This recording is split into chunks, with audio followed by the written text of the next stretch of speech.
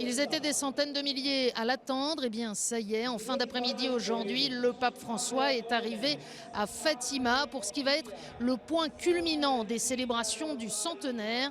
C'est ce que nous a expliqué notre consoeur Aura Vistas Miguel de Radio Renascença, la radio catholique portugaise. La vérité, c'est que le message de Fatima est inséparable du pape depuis le début. Parce que les petits bergers ont vu le pape, la souffrance du pape. Le fait que le 100e anniversaire coïncide avec la visite du pape François, même après l'attentat, même après le fait que l'attentat était le 13 mai, que tout le monde croyait que le troisième secret était fini, alors voilà, le dossier Fatima était accompli.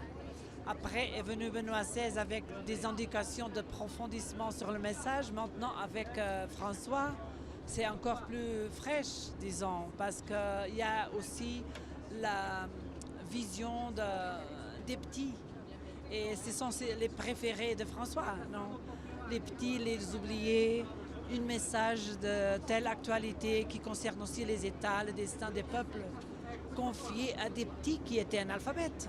Ça, c'est vraiment la préférence du pape François. Et si le message de Fatima est proche du cœur du pape, ce pèlerinage sera sans doute aussi pour lui une expérience. Je crois qu'il ne connaissait pas tellement Fatima jusqu'à un moment, mais à mon avis, il n'imagine ni même pas ce qu'il y aura là.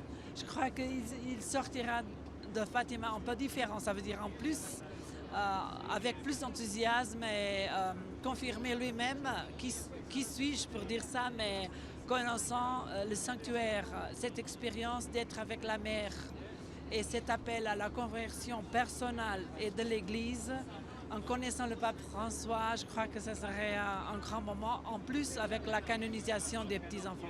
La canonisation, elle sera célébrée demain pendant la messe présidée par le pape François en cette fête de Notre-Dame de Fatima. Mais avant cela, il y a un autre rendez-vous à ne pas manquer, c'est ce soir, la veillée au flambeau et la récitation du chapelet. Tout est bien sûr en direct sur KTO et KTOTV.com.